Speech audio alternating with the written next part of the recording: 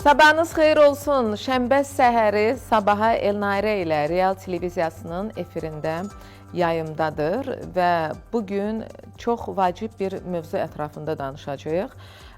Qonaqlarım olacaq və düşünürəm ki, yeni qüvvəyə minəcək qanunla bağlı maraqlı fikirlər səslənəcək. Təbii ki, bu da bizim vətəndaşlarımız üçün, xalqımız üçün, millətimiz üçün çox vacib bir nüansdır.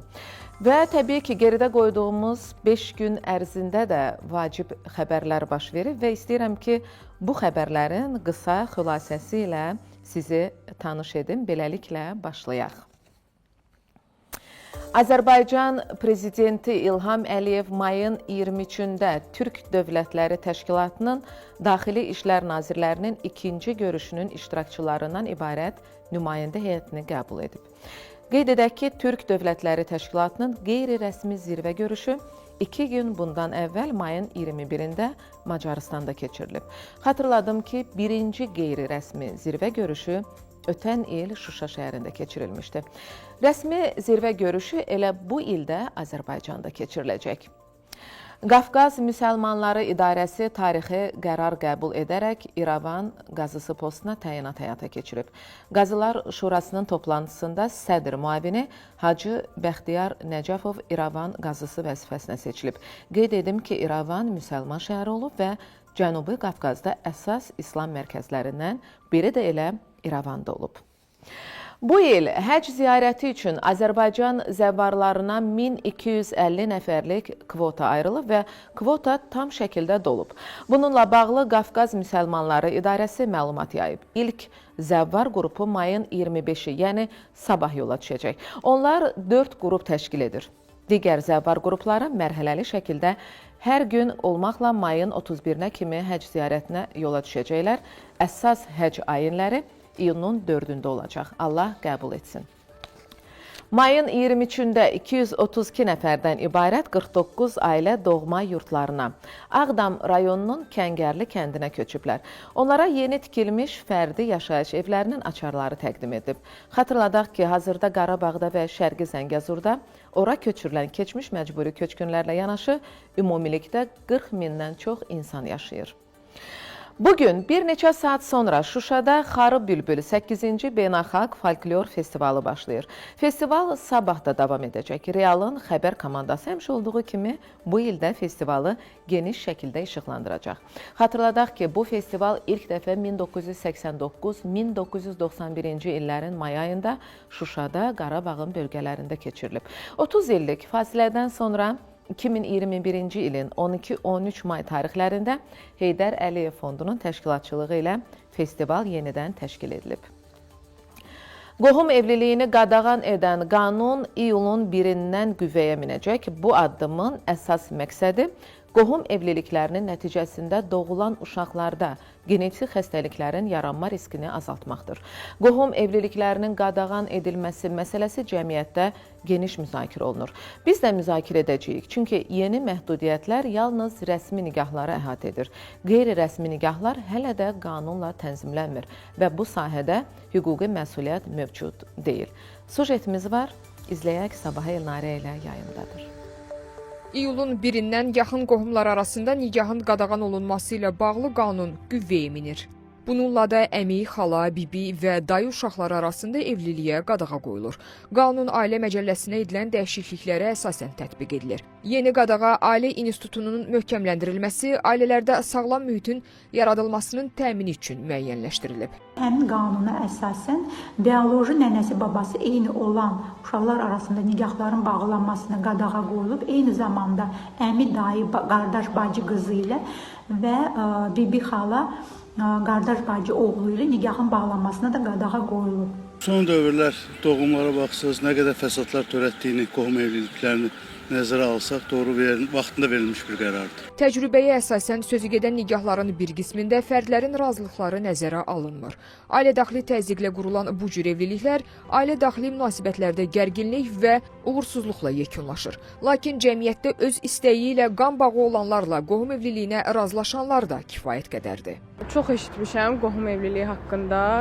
Çox pis baxıram buna. Yəni nə bilim, İraq-İraq xəstə uşaqlar doğulur. Yəni belə bir qərar da çıxıb ki, artıq olmaz qohum evliliyinə. Buna çox sevinirəm. Bəlkə bunun sayəsində xəstə uşaqların daha az doğular, yəni belə xəstə uşaqlar. Talasamiya yayılır, ondan sonra insanlar cırlaşır. Ona görə də qohumla əlaqəsi, qohum elə qohumdur da, başqasını qohmamaq lazımdır. Elmi araşdırmalar göstərir ki, qan qohumları arasında bağlanan nikahlar nəticəsində doğulan uşaqlarda genetik xəstəliklərin olma riski yüksəkdir. Bu cür evliliklərdən doğulacaq uşaqlarda genetik xəstəliklərlə yanaşı əqli, fiziki geriliklər müşahidə olunur. Tədqiqatlara əsasən demək olar ki, qohum evliliklərindən doğulan uşaqlarda ürək, beyin, göz, eşitmə və digər orqanlarda qüsurlarla doğulma riski də yüksək olur. İnsan geni qohum olduğuna görə bu bir-birindən birləşərək, yəni çox böyük gen xəstəliklərini gətirib çıxara bilir. Yəni niyə öz cəmiyyətimizə, ümumiyyətlə dünyaya niyə xəstə uşaqlar gətirir? O uşaq üçün də çətindir, bizim üçün də çətindir. Dövlət səviyyəsində daha çətin problemlər yaradır. Niyə görə kimsə öz qohumu ilə yenidən qohum olmaq istəsin ki? Və yaxud da ki, niyə görə kimsə qohumu ilə evlənib cəmiyyətə xəstə uşaqlar bəxş eləsin ki? Buna görə təbii ki, ləğv olunmalıdır qohum evliliyi. Qlobal miqyasda uşaqların 8,5% qohum evliliyindən doğulub. Azərbaycanla bağlı son illərin statistik məlumatlarında isə ölkəmizdə qohum nikahları 4,2% təşkil edib. Nəzərə alsaq ki, dünya əhalisi milyardlarladır, ölkəmizdə qeydə alınan faiz göstəricisini böyük qiymətləndirə bilərik. Ailə, Qadın və Uşaq Problemləri üzrə Dövlət Komitəsinin ötən ilki qohum nikahları ilə bağlı ictimai müzakirəsinə əsasən 2024-cü ildə qohum evliliklərinin sayı əvvəlki illərlə nisbətən artıb. Bu nikahlardan isə neçəsinin əmi, xala, bibi və dayı uşaqları arasında imzalandığını müəyyənləşdirə bilməsək də, qüvvəyə minəcək qanunla sağlam ailə mühitinin formalaşdırılacağını söyləmək olar. Qohum evliliyini qadağan edən qanun təbii ki, sağlam nəslin formalaşmasında böyük rol oynayacaq, amma başqa problemlər də ortaya çıxacaq və biz elə bununla bağlı danışacağıq. Millət vəkili Ceyhun Məmmədov və Ailə, Qadın, Uşaq Məsələləri Komitəsinin sədr müavini millət vəkili Jalə xanım Əliyeva qonağımızdır. Sabahınız xeyir olsun, xoş gördük hər birinizi. Bilirəm, həftənin 5 günü gərgin işləyirsiniz, hətta həftənin şənbə günü belə bəzi tədbirlər olur ki, siz mütləq orada iştirak etməlisiniz, amma mövzu vacibdir və təbii ki, burada sizin kimi insanların fikri çox önəmlidir.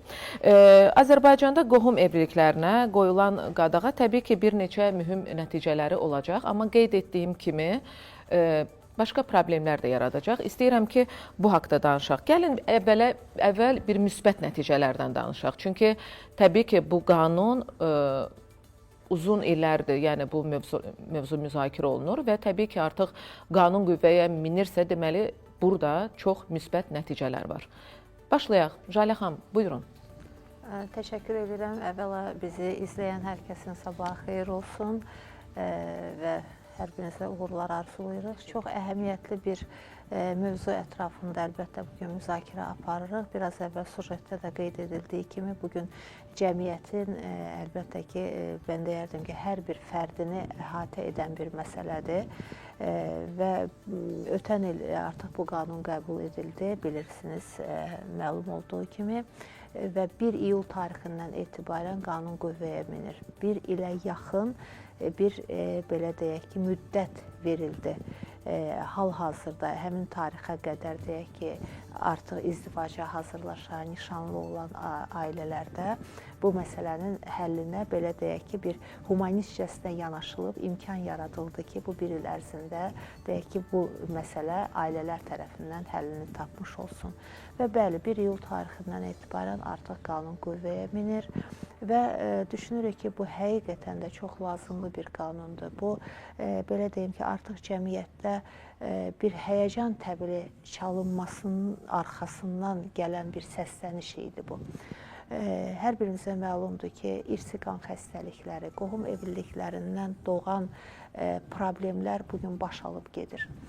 Və kökünü araşdırıldığı zaman əlaqədar qurumlar tərəfindən, tibb ocaqları tərəfindən məlum olur ki, bu xəstəliklərin ən əsas səbəbi, genetik xəstəliklərin ən əsas səbəbi qohum evlilikləridir. Yəni belə deyək ki, eyni babanın, eyni nənənin evladları olan uşaqların ailə qurması nəticəsində, evladlarının evladları olan uşaqların ailə qurması nəticəsində baş verən bir problemdir. Və əlbəttə ki, bunun kökündə həm mənəvi məsələlər durur, həm etik, estetik məsələlər durur. Ümumiyyətlə, yəni belə deyim ki, bəlkə obyektiv, bəlkə subyektiv qarşılana bilər hal-hazırda səsləndirəcəyim fikirlər. Ümumiyyətlə, eyni gendən olan insanların ailə qurması, düşünürəm ki, etik baxımdan, ən azından bunu düşünək, tibbi baxımı qoyaq bir tərəfə, nə bilim, digər tərəfləri qoyaq bir tərəfə, əsla doğru deyil. Bu yanlış bir addımdır. Yəni, genetik baba və nənənin evladları olan uşaqlar həm də bacı və qardaş sayılırlar nəticədə. Və bunu dinimiz də əslində yasaq edir, qəbul etmir. Yəni, bacı ilə qardaşın evlənməsi mümkün olan bir şey deyil. Xala oğlu, xala qızı, bu da bacı və qardaşdır. Əmi oğlu, əmi qızı, bu da bacı və qardaşdır. Yəni, bir daha demək istəyirəm ki, bunun etik və mənəvi tərəfləri var. Bir də daha sonra cəmiyyətə vurduğu ziyanlar var. Tibbi baxımdan, sosial baxımdan zərərləri var. Və bu izdivaca qədəm qoyan artıq kifayət qədər yetişmiş insanlar gənc olmaqlarına baxmayaraq sadəcə yəqin ki, özlərini düşünməməlidirlər. Dünyaya gətirəcəkləri uşaq, evlad və cəmiyyətin artıq bir fərdinə çevriləcək olan bu evladın sağlamlığı ümumilikdə bir cəmiyyətin, ümumilikdə bir dövlətin sağlamlığı deməkdir. Və inandırım ki, o qədər əlaqədar qurumlar bununla bağlı problemlə qarşılaşırlar. Biz özümüz Milli Məclisin Ailə, Qadın, Uşaq Məsələləri Komitəsi olaraq, Dövlət Komitəsi var bununla bağlı işlər görən, tibb mərkəzləri və artıq həqiqətən də gəlinən nəticə bundan ibarət idi ki, biz tezliklə bu məsələyə qanun baxımından, qanunun dili ilə bir tənzimləmə gətirməliyik və cəmiyyət də inanıram ki, bu qanunun qəbul edilməsini məmnuniyyətlə qarşılayacaqdır. Çünki bugün burada kiminsə fərdi istəklərindən söhbət getmir. Bu fərdi istəklər həm də böyüyüb cəmiyyətin malı olur. Bu baxımdan da yanaşdıqda düşünürük ki, vaxtında atılan addımdır və cəmiyyətimizə ancaq və ancaq xeyir gətirəcəkdir. Jalə xanım, əslində bildirdiyiniz fikirlərdə bir çox dərin nüanslar ortaya çıxır. Burada ailələrdən gələn böyüklərin də yəni rolu çox vacibdir. Çünki uşaq gözünü açır, nə görür? Əgər sənin danışdığın, toxunduğun hər hansı bir mövzuya böyüklər düzgün istiqamət verirsə, uşaq da bilir ki, artıq bu mövzuda onun böyüklərinin reaksiyası necə olacaq və ona uyğun da başlayır hərəkət etməyə. Amma uşaq gözünü açır, görür ki, bəli, ana, xala qızı, xala oğlu, ata, bilmirəm, qohum, yəni dayı, bəli, bunları görəndə o uşaq üçün də artıq bu mövzuda heç bir qadağa olmur və uşaq böyüyüb gənc olur, gənc olduqdan sonra artıq bu mövzuda gəlir. Çünki evdə bu mövzuya münasibət yad deyil. Olduğu kimidir. Və eyni zamanda siz toxundunuz ki, ailələrə, bəli, burada həyatlar yarımçıq qalır. Yəni, o doğulan xəstə uşaqlar, nə bilim, sabahları bir ayrılıq olur. Doğrudan çox böyük doğrudan travmadır. Və bizim talasemiya mərkəzi var da, bilirsiniz. Orada demək olar ki, çox faiza üstünlük təşkil edir ki, hansı ki, qohum evliliklərindən olan, hətta daşıyıcılar var ki, onlara deyirlər ki, sizə artıq uşaq sahibi olmaq məsləhət görülmür. Onlar artıq, Jalə xanım, inanın, həkim bizə danışırdı, deyirdi ki, Jalə xanım, 3-cü uşağı artıq bizə gətirirlər. Bu, dövlətin də büdcəsinə zərərdir, dövlətin də işlərinə mane olur. Buyurun Ceyhun müəllim, sizinlə davam edək. Yəni, əslində çox önəmli bir mövzudur. Mən təşəkkür edirəm, siz bunu işıqlandırırsınız. Buyurun. Ümumiyyətlə, yəni qanunun qəbul edilməsi önəmlidir. Ümumiyyətlə, hər bir məsələnin tənzimlənməsində bir neçə alət var. Bunlardan biri qanundur. Və düşünürəm ki, dövlət, qanunverici orqan öz üzərinə düşəni etdi və artıq qadağalar gətirildi. Amma eyni zamanda mən düşünürəm ki, bu qanunla tam həll olunası bir məsələ deyil. Yəni, qanun işləməlidir, cəza olmalıdır. Amma bizim ümumiyyətlə ailəyə, nigaha münasibətimiz dəyişməlidir. Yəni, biz indi qohum nigahı, erkən nigah, ümumiyyətlə ailə, indi biz bu istiqamətdə tez-tez tədbirlərdə oluruq, müxtəlif görüşlərdə oluruq. Yəni, insanlar ailə məsələsinə bazardan, üzr istəyirəm, marketdən əşya alırmış kimi baxmamalıdırlar. Bəli, bəli. Təəssüf. Yəni təəssüf ki, bizim son illər ailə məsələsinə məsuliyyətlə yanaşmamağımız Azərbaycan cəmiyyətində çox ciddi problemlər yaradır. Bir, boşanmalar sürətlə artır. Çoxdur. İki, erkən nikah var, qohum nikahı. Və bunların içərisində ən ağırlı məsələlərdən biri də qohum nikahıdır. Mən belə bu yaxınlarda bir neçə belə yerdə oldum. Məni dəvət etmişdilər. Mən o uşaqları görəndən sonra mən videoları paylaşmışdım. Mən neçə gün özümə gələ bilmədim. Çox ağır mənzərədir, çox. O uşaqların nə günahı var? Bəli. Yəni dünya inkişaf edir, bu qədər problemləri biz görürük, bu qədər hadisələr baş verir. Yəni bu təfəkkür, yanaşma nə vaxt dəyişəcək? Nə zaman dəyişəcək? Bəzi insanlarımız, yəni oturub müzakirə edəndə təhsili müzakirə edirlər, səhiyyəni müzakirə edirlər, düzdürmü? Amma gəlin belə danışaq da, baxın, əgər vətəndaşlar məsuliyyətlə yanaşsalar evlilik məsələsinə, daha sonra o xəstə uşaqlar dünyaya gəlməsə, dövlət talisemiya mərkəzinə ayıracağı büdcədən pulu təhsilə ayırar da. Bir təhsil mərkəzləri yaradar, nə bilim, kurslar yaradar, düz demirəmmi? Zəncirvari. Yəni də zəncirvari, bəli. Siz bilirsiniz necə? Siz həm qohumlar evlənmək istəyirsiniz. Həm bir yox, bir neçə, tamam, bəziləriniz haqq qazandırırsınız ki, bilmirdik. Sonradan bildik. Uşaq xəstə olanda apardıq, bildik ki, qohum evliliyinə görə yaranan bir xəstəlikdir. Axı siz sonra ikinci, hətta üçüncü uşağı da dünyaya gətirirsiniz. Və sonra da bilirsiniz, hər bir şey üçün də dövlətdən yapışırlar. Bu düzgün anlayış deyil axı. Yox, bilirsiniz, mən elə gəlir ki, indi bunu artıq elə bir dövrə gəlmişik ki, yəqin ki, bugün bizi çoxlu izləyənlər var. Birinci, bilməmək məsuliyyətdən azad etmir. İkinci isə mən əminəm ki, insanların çoxu bilir ki, bu problem yarada bilər. Bəli. Yəni, bugün elə insan yoxdur. Sadəcə bəlkə olmadı, bəlkə sağlam oldu. Yəni, bilirsiniz, bunun başqa tərəfi də var. Uşaq xəstə olur, qohumlar arası münasibət gərginləşir, davalar, mübahisələr. Baxın, məhkəmədə mülki işlərin mütləq əksəriyyəti bu məsələlərlə bağlıdır. Bəli, bəli. Mən dünən bir hakimlə söhbət edirəm, deyir, dünən ailə qruplar, sabah gəliblər ki, biz boşanırıq. Deyirəm, nə baş verir? Faciədir. Deyir, biz bir gün qərara gəldik ki, yola getmirik. Deyir, sual verirəm, siz bir günün içində axşam yatdınız, səhər ayıldınız ki, yola getmirsiniz. Və yaxud da ki, Ceyhun müəllim, bütün ailələr hansı ki, bir yerdədir, onlar elə hər gün bir-birinə yola gedir. Bəyəm o ailələrdə problem olmur? Yəni qohum olmayan. İstəyir qohum olan, istəyir qohum olmayan da. Ailələrdə problem olur. Yəni sizin dediyiniz kimi istənilən ailədə fikir ayrılığı, mübahisə ola bilər, ayrı-ayrı evlərdən gəlirlər. Amma yəni ailəyə daxil olarkən, nigaha daxil olarkən, indi bilirsiniz, biz bəzi məsələləri deməliyik. Əlbəttə Son ki. 3 gün Azərbaycan cəmiyyətini silkələyən 3 hadisə oldu. Bəli. Gəncə. Bəli. Öldürürlər, gözünü çıxardıb üstünə avtomobil sürürlər. Bu qəddar gənclər harda yetişdi? Sabirabadda 15 yaşında qız ailə qurur, toyunda iştirak edirlər. Kənd, cəmaət, strukturlar.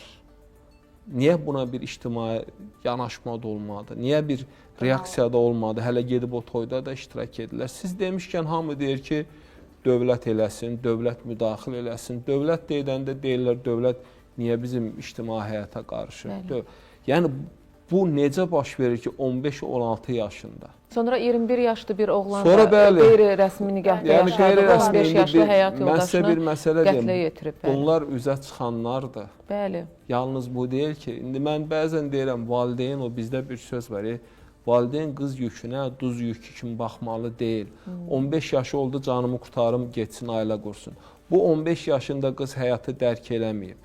Bu, ümumiyyətlə bilmir analıq nədir, bu ümumiyyətlə bilmir tərbiyə nədir. Siz axı bunu niyə belə bədbəxt edirsiniz? Qohum nigahı da onun kimi o. Biz deyirdik, göbək kəsdi, göbək uşaq vaxtından artıq öz söhbət eləyirsən, deyir ki, Başqasına qismət olunca öz qardaşım oğluna qismət olsun, qızına qismət olsun.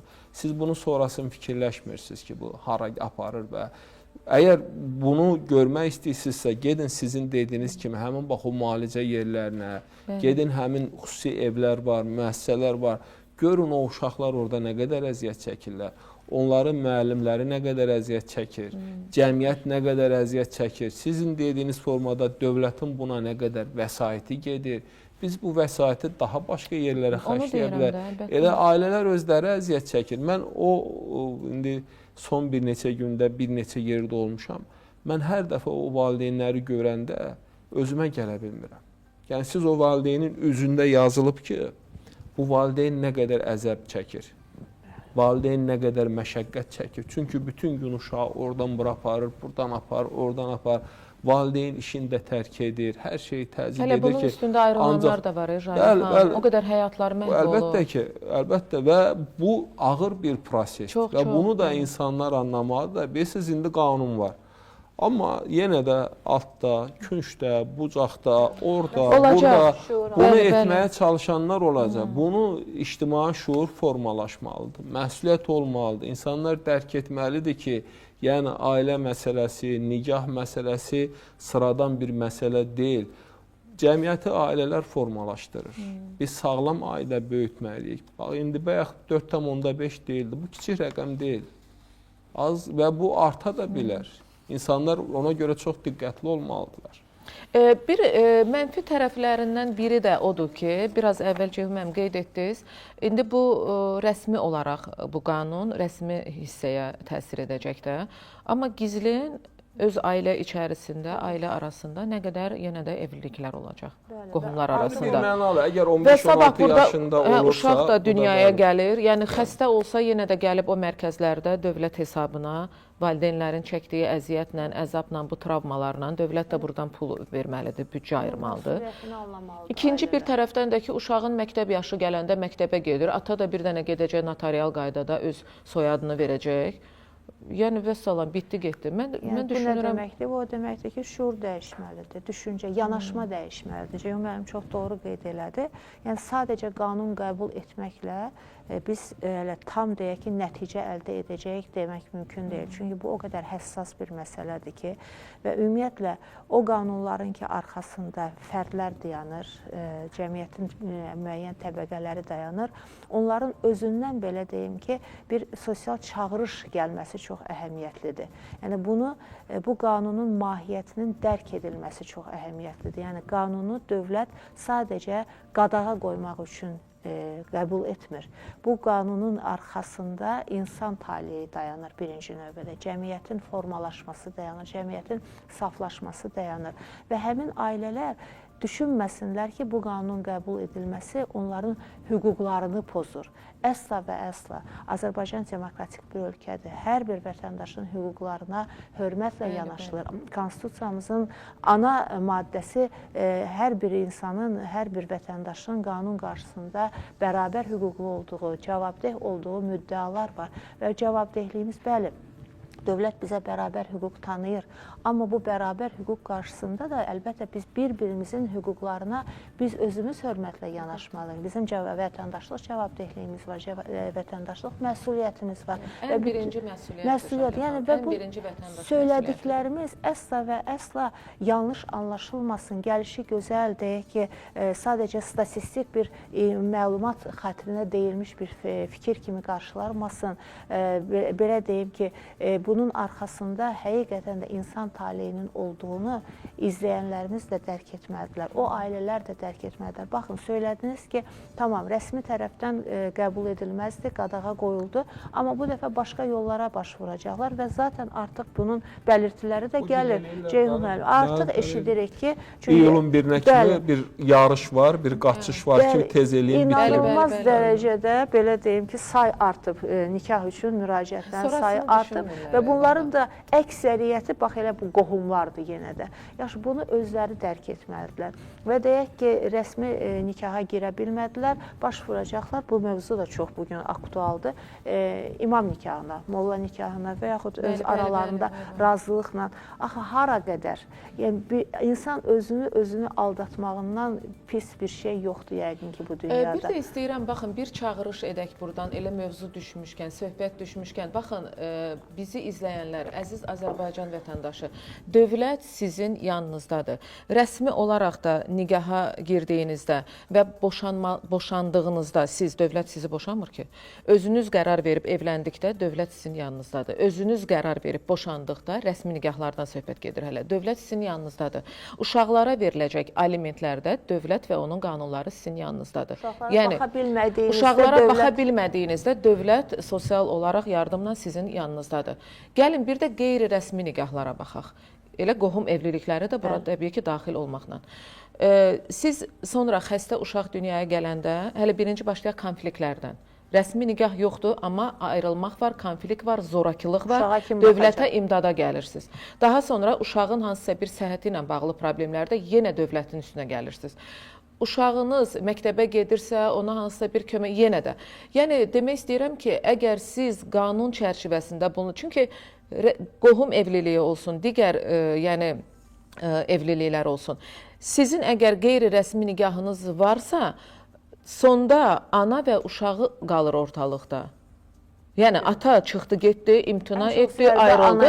Ən çox zərbə ana və uşaq. Çünki biz atanın dava etdiyi, atanın sahib çıxmaq istədiyi nə qədər biz belə atalar görmüşük ki, təbii ki, analarla müqayisədə daha azdır. Adətən heç atalar atır uşaqları anaların üstünə gedir. İkinci dəfə də eyni səhv eləyirlər, Jalə xanım. Ən pisi odur. Yenə qeyri-rəsmi nikahdırsa, qeyri-rəsmi nikah, rəsmi nikahdırsa, orada da ikinci evlilik, orada da uşaq ortada qaldı. Görün, bütün bunlar hamısı biz Azərbaycanlılardan gedir söhbət.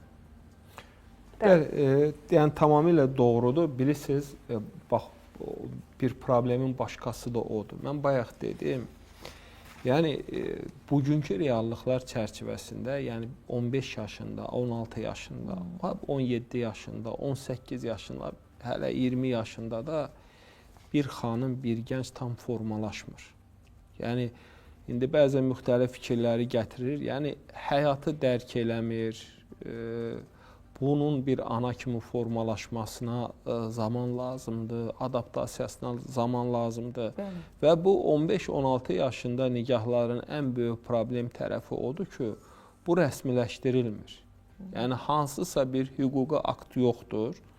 Valideynlər öz aralarında razılaşır, oğlan da biraz yox, bir sıra çox hallarda ailə qururlar, 3 gündən 5 gündən sonra isə biz yola getmədik, boşanırıq. Qız nə aliment ala bilir, nə uşağına baxa bilir və qalır ortalıqda. Bəzən indi bu yaxınlarda rayonların birində hadisə oldu, ad çəkmək istəmirəm. Qızı uşağı ilə bir yerdə evdən qovurlar, küçədə qalır. Yeri gəlmişkən girməm. Telefondan niyə baxırdım? Bir məlumatı istəyirdim, dəqiqləşdirim. Azərbaycanda keçən il 18 yaşı olmayan 1279 şəxs ana olub. Mən sizə bir məsələni də deyim də. Yəni, bunlar kifayət qədər böyük rəqəmdir, amma bu rəsmi statistikadır. Bəli, bu rəsmi statistikadır. Yəni, indi bilirsiniz, bizim o bayaq dediyimiz məsələlər bu ortaya çıxan hadisələrdir. Amma praktikada, mən indi siz dediniz, yəni mən buradan dönə-dönə valideynlərə müraciət edirəm ki, yəni çünki mən bu məsələləri araşdırıram, maraqlanıram, ailələrlə söhbət edirəm, gənclərlə söhbət edirəm. Təsəvvür edilməz dərəcədə bir dramatik vəziyyət var. Yəni, nikah məsələsində. Ailə deyir, mütləq evlənməlisən, qızla oğlanın arasında 15 yaş var, 10 yaş var. Bölgələrdə daha çox bu problemlər, daha çox bölgələrdə. Bu qeyri-sənəd olmur, öz aralarında. Amma Azərbaycandır da, nə fərqi var? Yəni, fərqi yoxdur, bu şuurdan irəli gəlir ki, yəni biz buradan dönə-dönə müraciət edirik ki, yəni insanlar bu məsələlərdə çox diqqətli olsunlar. Bilirsiniz, biraz elə bir sanki insanların məsuliyyəti azalıb. Yəni, valideyn bunu anlamalıdır da, mən bu qızı verdim. Nə sənədi var bunun, nə rəsmi kəbini var. nədir, gizli formada 15 yaşında verdi. Yəni bilirsiniz, valideyn övladına yük kimi baxmalı deyil. Gah təhsildə... Acaba yük kimi baxırlarsa dünyaya gətirməsinlər də. Yəni, indi onu elə... Heç biriniz Məryəm ana deyilsiniz, nə bilim o miflər, filan yəni, o da əslində, bəli, məsələnin başqa tərəfidir. Bu siz övladın valideyn seçmə imkanı yoxdur. Övladlar biz istədiyimiz üçün dünyaya gəlirlər. Tamamilə doğru. Gətirməyin də dünyaya, hər biriniz uşaq dünyaya gətirməlisiniz. Vallahi bu belə uşaqdır. Bilirsiniz nəyə görə? Biz bugün bir ailənin bu qız övladından, qız yükündən qurtarmağıdır, amma bu cəmiyyətin faciəsinə gətirir, çıxarır. Siz elə bilməyin, 15 yaşında sizin qızınızdan canınız qurtardı. Sabah bu bizim məsuliyyətlə dünyaya gətirdiyimiz övladlarımız üçün də təhlükədir. Onlar xəstə bir cəmiyyətdə böyüyürlər. Bəli, və o ailələrin mütləq əksəriyyəti xoşbəxt deyil. Ola da bilməz. Əlbəttə yəni, ki. reallığa da baxanda, bilirsiniz, dediyim kimi də, məsələn, bu qaydadır da, məsələn, baxın, bu yaxınlarda bir hadisə oldu, qızla oğlanın yaşında 15 yaş fərq var. Deyirəm ki, bu qızın 20 yaş var, oğlanın 35. Deyirəm, oğlan hansı həddədir, qız hansı həddədir. Bunlar bir-birini necə başa düşəcəklər, necə anlayacaqlar, hansı formada bunlar, qız hələ uşaqdır. İndi birdən də 15 yaşında qızı 40 yaşında oğlanla ailə qurdururlar. Ay Rusiyadan gəlib, oradan gəlib, pulu var, bu var, o var. Bunu valideyn oturub düşünməlidir ki, sizin dediyiniz kimi, mən bunu edirəm. Bu nikah, yəni 15-16 yaşında. Çünki xarakter formalaşmayıb. Bu uşaqdır. Bu oyuncaqla oynamaq istəyəcək. Bu hələ başqa işdə. Yoldaşı isə bundan uşaq tərbiyə eləmək, uşaq dünyaya gətirmək, məişət qayğıları və s. İstər-istəməz indi bu hara aparıb, ona aparıb çıxaracaq ki, ailədə konflikt var. Ailədə nifaq olacaq, bu bir mənalıdır, başqa cür də ola bilməz. Çünki uyğun gəlmir də. Buna görə də valideyn bilməlidir ki, əksər hallarda, yəni ola bilər 1-3 hansısa formada uğurlu olsun, mütləq əksər hallarda bunun sonra fəsadı olacaq, bunun sonra problemi olacaq. Həmən canını qurtarmaq istədiyi qızı təzdən qayıdacaq onun evinə və valideyn ömrünün sonuna kimi həmən əzabı, həmən məşəqqəti çəkəcək. Yəni, o ümid var, 1% bəlkə heç nə olmadı qohum nikahından. Bəlkə az yaşlı 1% heç nə, onun heç kimin qarantiyası yoxdur. O qohum nikahında ola bilsin, bu övladda olmadı, növbəti nəsildə olacaq. O biri nəsildə olacaq, digərlərində olacaq. Daşıyıcısı da bunu nəzərə almaq lazımdır. Bəzi cəmiyyətlər və bəzi millətlər var ki, onları başlı-başına buraxmaq olmaz. Çox xahiş edirəm, bizi izləyən indi heç kim bunu şəxsiləşdirməsin də, inciməsin. Doğrudan da, bax, biz də eləyik. Bizi də başlı-başına buraxmaq olmaz. Çünki bəzi ölkələr var, orada qohum evlilikləri ümumiyyətlə qadağandır da. Bax, biz bu qanun üçün gecikdik, Ceyhun müəllim. Düz demirəm, Şahinə xanım. Valla bu bəlkə də bir 10 ildən əvvəl olmalıydı, 15 ildən əvvəl olmalıydı. Yəni, olmalıydı. Baxın, indi mən sizə başqa bir reallığı deyim. Cəmiyyətdə bugün bir qrup insan var ki, ciddi şəkildə etiraz edir ki, siz bizim şəxsi həyatımıza niyə müdaxilə edirsiniz? Axı siz dövlət yaxşı eləyir müdaxilə edir. Bəli, məsələ ondadır ki, baxın, yəni biz nə gözləyirdik? Qanunun qəbulundan gözləyirdik ki, yəni tutaq ki, kimsə desin ki, hə, bu alınmır, ailə təzyiqi falan, yaxşı ki, dövlət buna əl qoydu. Bugün, əgər insanlar iyulun 1-nə kimi sürətlə bu prosesi yarışa giriblərsə, sürətli formada buna gedirlərsə və ya bir qrupu etiraz edirsə ki, mən niyə xala qızımla, niyə xalam oğlumla buna etiraz edirsə, bəli, yəni... Bacı qardaşsınız, siz, etik deyil. Yəni, bu tərəfi də var. Amma dövlət özü də, yəni bilirsiniz, hər şey qadağa, hər şey, mən bayaq da dedim, bu çox önəmlidir və gələcəkdə daha da sərtləşdirilə bilər, daha da biz bunun üzərinə getməliyik, ancaq insanların düşüncəsi dəyişməlidir, şuuru dəyişməlidir, baxışı dəyişməlidir, yanaşması dəyişməlidir, gedib burada xəlvət bu işləri görməməyə çalışmalıdırlar. Çünki çox qəribədir ki, biz necə ailə dəyərləri ilə, adət-ənənələrlə yəni böyümüşük də. Yəni mən də bu ölkədə doğulmuşam, mən də burada böyümüşəm. Mənim də nənədən, babadan, ailədən gördüyüm, eşitdiyim şeylər var. Təbii ki, qohum evlilikləri bütün dövrlərdə olub. Az və ya çox, sadəcə olaraq indi artıq biz bunun qarşısını almaq üçün bu qanun qüvvəyə mindi də. Çünki çoxdur. Həddindən artıq çoxdur. Amma əvvəlki ailə dəyərlərimizə baxanda mən misal üçün həmişə böyüklərdən bunu eşitmişdim ki, ailədə bir oğul övladı varsa, onun dostu evə gələndə onun ixtiyarı yox idi ki, ailədə başını qaldırsın, dostunun evinə gəlib də. O evdə olan hələ dostunun bacısına baxsın. Yəni mən belə ailə eşitmişəm belə ailəmdən ki, dostunun bacısını istəyən adamı qınayıblar ki, səni bu oğlan evə dostu kimi gətirib. Sən necə burada başını qaldırıb qız xeylağının olduğunu görmüsən, hələ bir onun üçün də elçi göndərmək istəyirsən. Biz bu cür ailələrdən görün hara gəldik çıxdıq. Valla faciədir. Bir yazılmamış bir, belə deyim də, qanun var ki, hər bir ailə özlüyündə bir dövlətdir. Dövlətin tərkib hissəsi olan kiçik dövlət ailələrdən ibarətdir Jalə xanım. Hər ailənin ünvanını aparır dövlət. Bu ailənin başçısı var. Bu ailənin deyək ki, digər fərdləri var. Ağbirçək, ağsaqqalı var. Sözü dinlənilən insanları var. Və bu ailə nə qədər möhkəm olarsa, ailənin möhkəmliyi də əlbəttə ki, birinci növbədə ailənin sağlamlığıdır, ailənin iqtisadi resurslarıdır, bir-birlərini anlamasıdır, bir-birlərinə hörmətlə yanaşmasıdır. Bu bir o qədər bir bütövləşmiş bir cəmiyyətə biz təmin edə bilərik. Yəni, ancaq bu şəkildə və bunu biraz əvvəl də qeyd elədim, yenə təkrarlamaq istəyirəm ki, ailələr bu məsuliyyəti dərk etməlidirlər. Ailə qurmaq oyuncaq deyil. Ailə qurmaq elə bugün mən bu istəyə düşdüm, bu həvəsə düşdüm, 3 aydan, 5 aydan sonra boşanaram. Hətta belə bir fikir də bəzən səslənir ki, nə olsun ki, evlənsin, ailə qursun, yaxşı olmazsa boşanar, sonra yenidən evlənər. Yəni, biz boşanmaların da qarşısını almağa çalışırıq. Çoxdur rəqəmlər orada da çox acınacaqdır. Sürətlə artır.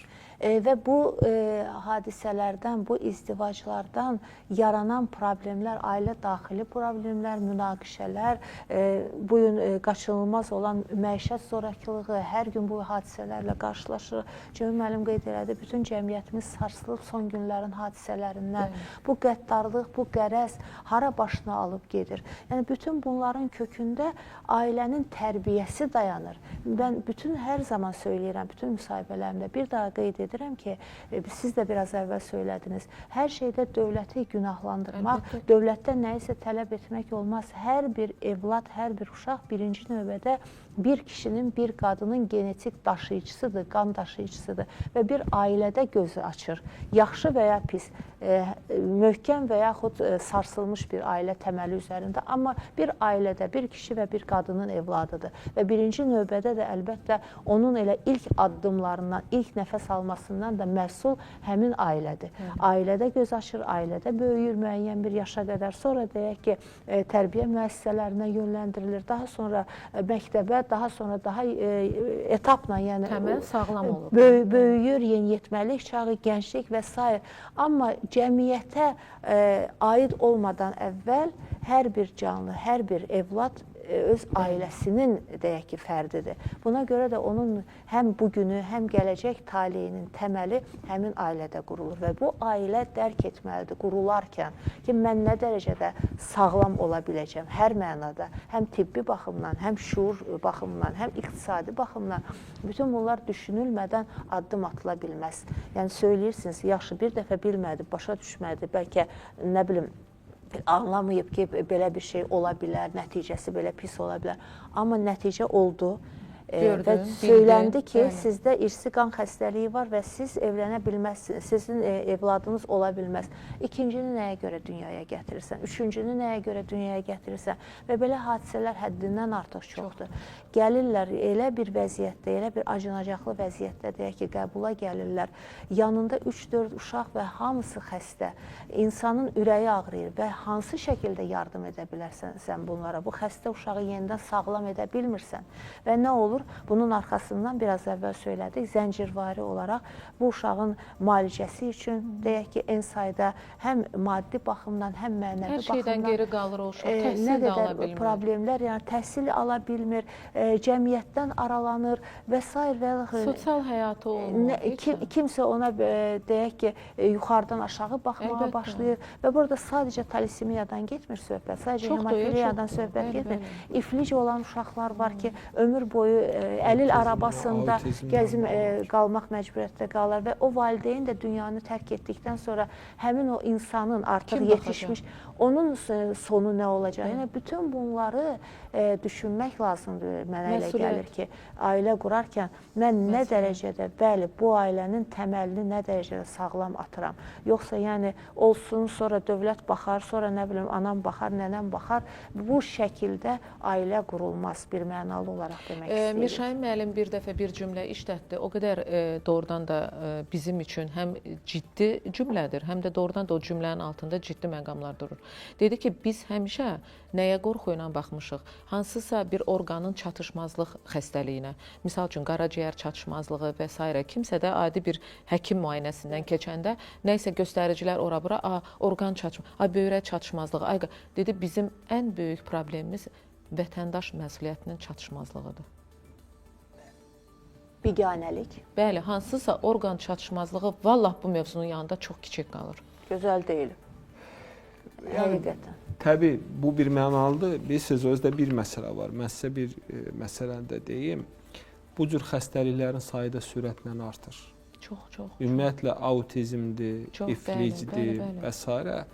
Yəni, bu cür insanların sayı artır, statistikada artır, bir tərəfdən də qohum nigahı. Bu, getdikcə cəmiyyətdə qeyri-sağlam uşaqların sayının sürətli bir formada artmasına aparıb çıxaracaq. Yəni, bu artıq indi özünü göstərir. Reabilitasiya mərkəzləri, müalicə metodları o qədər bahalıdır özdə. Yəni, bahalıdır. Orada indi bizim başqa bir problemimiz də var. Əksər hallarda, mən o gündə bir tədbir dedim, qeyri-peşəkar yanaşma olur. Bəli. Bunu da biznesə çeviriblər. Valideyn gətirir uşağını, qeyri-dəqiq diaqnoz qoyurlar və müalicədən sonra məlum olur ki, yanlış müalicə gedir. Bəli. Burada digər bir faktor da var. Valideyn çalışır uşağın xəstəliyini gizlətsin. Halbuki erkən yaşda onu həkimə aparsa, müalicə aparsa daha yaxşı nəticələr ola bilərdi. Bəzən imkan olmur və s. Bəli, və o mənada burada məsuliyyət, yəni vətəndaş məsuliyyəti, ictimai qınaq. Mən biraz bundan əvvəl dedim, bilirsiniz, elə məsələlərdə vətəndaş mövqeydə olmalıdır. Yəni, o videoya biz baxdıq da, bəzən olur da, bu toyda bu qədər adam necə gedib iştirak edir? Hamısı da bilir ki, 15-16 yaşında bu necə... O toyda uşaq bağçası deyil ki, ad günü deyil ki, böyüklər gedib iştirak edirdi orada. Gedib iştirak edirlər. Yəni, vətəndaşın da mövqeyi olmalıdır. İndi mən bayaq dedim, bilirsiniz nə qədər belə dramatik hadisələr var. Yəni, indi biz qohum nigahını deyirik, uşaq qalır yeməksiz, ana qalır ortalıqda. Ana nə etməlidir, nə etməlidir? Sənədi də yoxdur, baxan da yoxdur. Kütləvi şəkildə... Sığınacaqlarda da belə həyat hekayələri ilə xanımlar, qadınlar çox... Həddindən artır. Yəni, 1 deyil, 2 deyil, 3 deyil, sürətlə artır. Yəni, mən bunu bir dəfə parlamentdə də qaldırmışdım. Bizdə artıq 3də 1-dir bu boşanma, bu proses. Yavaş-yavaş bu qalxa-qalxa gedir və bu sürətlə birazdan 40%, 50%. Əgər ailə yoxdursa, orada tərbiyə çatışmamazlığı var. Məsələn, mən indi bəzən uşaqlarla söhbət edirəm. Bilirsiniz, övlad valideynindən doymalıdır. Allah hamının bəxtini gətirsin. Amma ailə boşananda uşağın nə günahı var ki, ata həsrəti ilə yaşayır, ana həsrəti ilə yaşayır. Öz həmyaşıdlarının valideynlərini görür, öz valideyn görmür. Axı biz niyə bunu edirik? Sən əgər sizin dediyiniz kimi hazır deyilsən, etmədə, girmədə nigaha. Əgər sən bunu edəcəksənsə, işin yoxdur, dolana bilməyəcəksənsə, başqa səbəblər gətirəcəksənsə girmədi. Amma girirsən sən 3 dənə, 4-5 uşaq gəlir, dünya özdə bəziləri var, daha çox gəlir. Bu nə yanaşmadır? Və o mənada bəli, vətəndaş məsuliyyət olmalıdır, şuur olmalıdır, düşüncə olmalıdır. Yəni, insanlar anlamalıdır ki, indi bu veriliş izlənilir, baxılır. Maariflənmə də çox olmalıdır, çarxlar, video çarxlar çox olmalıdır. Ciddi nəticə çıxartmalıdırlar ki, yəni biz nə edirik? Yəni, bu fikirlə mən bir neçə dəfə dedim, bir də deyirəm, bəlkə olmadı. O, bayaq siz deyirsiniz, bir uşaq xəstədir, ikincisini dünyaya getirir. Deyir, bəlkə üçüncü olmadı, bəlkə dördüncü olmadı. Əşi, artıq 3 dənə uşaq xəstə olub da, bu nə yanaşmadı? Bir qadın həkim talasemiya mərkəzində sual verir ki, axı biz sizə demişdik, siz artıq ikinci uşağı dünyaya gətirmişsiniz və bu xəstəxanaya gətirmişsiniz. O deyir ki, həkim, abort etməyə imkanımız olmadı. Yəni abort etməyə imkan yoxdur, amma bu uşağı dünyaya gətirmək lazımdır və üstəlik bu uşaq daşıyıcıdır. Bilirsiniz ki, daşıyıcı olacaq və uşağın həyatını məhv edirsiniz. Öz həyatınızı məhv edirsiniz. Həyat nə qədər gözəldir. Valla birinci olmasın, yanlış evliliklər olmasın, qeyri-rəsmi nikahlar, qohum evlilikləri, yəni olmasın da bunlar. Nə öz həyatınızı məhv edin. Baxın, özünüz də lidersiniz. Bu həyata gəlmisinizsə, böyüyüb boya başa çatmışsa, Allah sizi qoruyur da. Qoruyur da. Siz də özünüzü qoruyun da. Ümumiyyətlə, bilirsiniz, bax bu söhbətimizin Amma çox qısa Jalə xanım, yekunlaşdırırıq. Birinci növbədə həm də bilirsiniz nədir, yəni cəmiyyətin maarifləndirilməsi. Bəli. Biz dedik ki, sadəcə qanunların qəbulu ilə iş bitmir. Biz dedik ki, sosial tələb olmalıdır. Amma eyni zamanda da daha çox maarifləndirmə. Burada kütləvi informasiya vasitələrinə, televiziyalara, ziyalılara, sözü eşidilən insanlara çox böyük bir rol düşür, çox böyük bir pay düşür. Nəyin yaxşı, nəyin pis olduğunu biz daha çox təlqin etməyə çalışmalıyıq və cəmiyyətimizi də daha da belə deyim ki, saflaşdıra bilərik. Biz misal üçün televiziya olaraq, nə bilim, mən bir jurnalist olaraq əlimi vicdanıma qoydum. 2 nəfər sözü eşidilən millət vəkilimizi dəvət etdim. Buradan çağırışlarımızı etdik. Valla şənbə səhəridir də tam başqa bir mövzu qoyardıq, daha çox gülərdik, daha çox, bilirsiniz, gülmək, əylənmək o vaxt gözəldir ki, sizin heç bir probleminiz yoxdur. Ya da olan problem elə problemdir ki, biz cəmiyyətə ziyan vurmuruq da. Sabahınız xeyir olsun bir daha. Düşünürəm ki, buradan etdiyimiz çağırışlar bəlkə kiməsə təsir edər. Çox ümid edirəm. Biz birazdan davam edəcəyik. Digər 2 qonağım da olacaq. Onların da fikrini bu mövzuda işləyəcəyik. Sabah Elnarə ilə davam edir.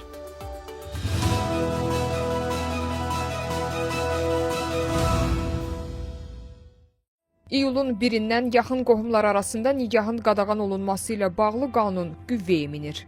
Bununla da əmi, xala, bibi və dayı uşaqları arasında evliliyə qadağa qoyulur. Qanun Ailə Məcəlləsinə edilən dəyişikliklərə əsasən tətbiq edilir. Yeni qadağa ailə institutunun möhkəmləndirilməsi, ailələrdə sağlam mühitin yaradılmasının təmini üçün müəyyənləşdirilib. Həmin qanuna əsasən bioloji nənəsi, babası eyni olan uşaqlar arasında nikahların bağlanmasına qadağa qoyulub, eyni zamanda əmi, dayı, qardaş, bacı qızı ilə və bibi, xala, qardaş bacı oğlu ilə nikahın bağlanmasına da qadağa qoyulub. Son dövrlər doğumlara baxsınız, nə qədər fəsadlar törətdiyini, qohum evliliklərini nəzərə alsaq, vaxtında verilmiş bir qərardır. Təcrübəyə əsasən sözügedən nikahların bir qismində fərdlərin razılıqları nəzərə alınmır. Ailə daxili təzyiqlə qurulan bu cür evliliklər ailə daxili münasibətlərdə gərginlik və uğursuzluqla yekunlaşır. Lakin cəmiyyətdə öz istəyi ilə qan bağı olanlarla qohum evliliyinə razılaşanlar da kifayət qədərdir.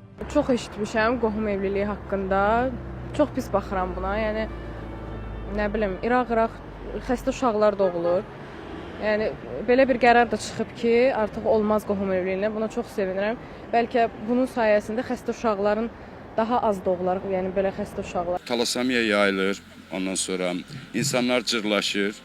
Ona görə də qohumla əlaqəsi, qohum elə qohumdur da, başqasını qohmamaq lazımdır. Elmi araşdırmalar göstərir ki, qan qohumları arasında bağlanan nikahlar nəticəsində doğulan uşaqlarda genetik xəstəliklərin olma riski yüksəkdir. Bu cür evliliklərdən doğulacaq uşaqlarda genetik xəstəliklərlə yanaşı əqli, fiziki geriliklər müşahidə olunur.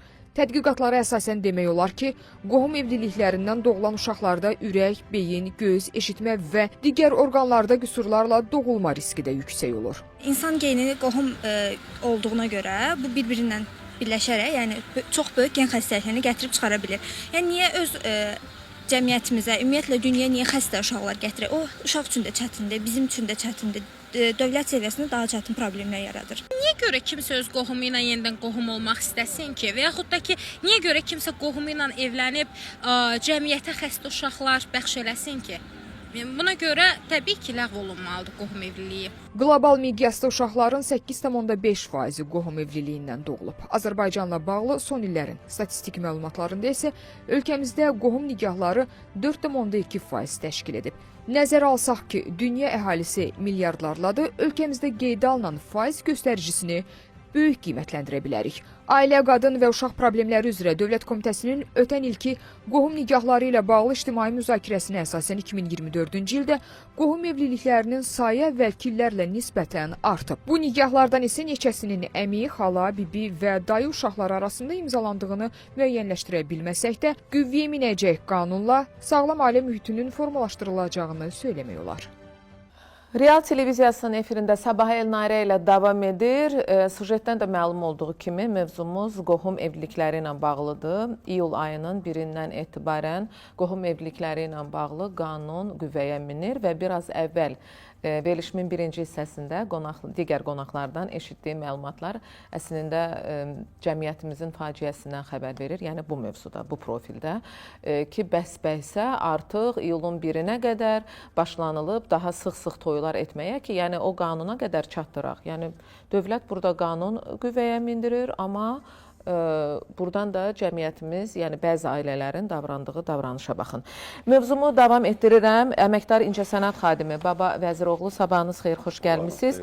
Ailə, Qadın və Uşaq Problemləri üzrə Dövlət Komitəsinin Hüquqi Təminat Şöbəsinin əməkdaşı Tural Hüseynzadə, siz də xoş gəlmisiniz, sabahınız xeyir olsun. Azərbaycan çox gözəldir, təbiəti gözəldir, qidası gözəldir.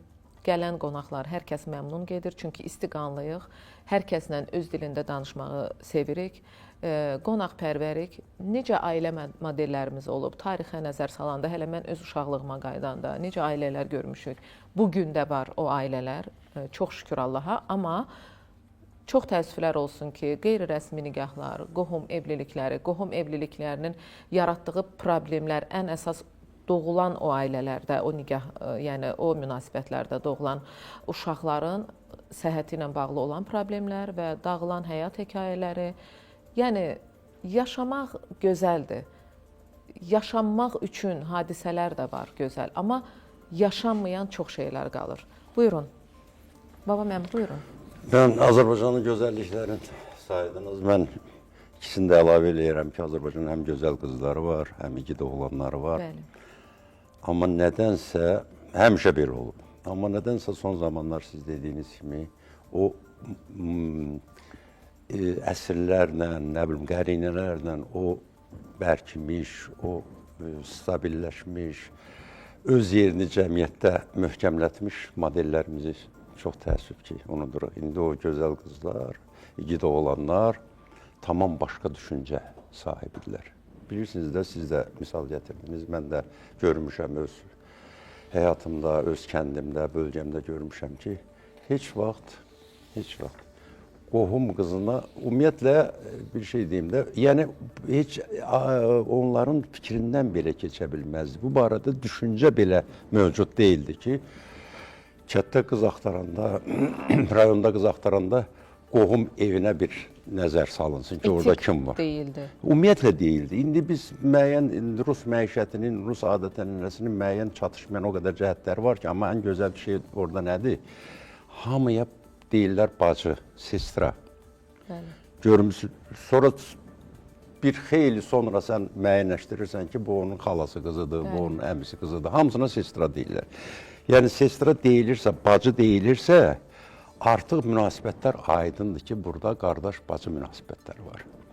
Bizdə təəssüf ki, eyni həyətdə əmi qızı, dayı qızı, ata, baba bir, nənə bir insanların arasında bu, mən buna məhəbbət də inan ki, deməzdim. Buna məhəbbət yoxdur axı. Yəni, mənim bir yazıcı dostum var, deyir, Məhəbbət olsa belə, baba mənim, o xəstə uşaqlarla ki, bu mərkəzlərə gedirlər, o boyda əziyyətlər, o nə bilim, yəni orada hansı çox qəribə məhəbbətdən heç kimə söhbət bu gedə bilər? görkü olmur da. Bütün bunlar onların bizim gözümüzün qabağında baş verir.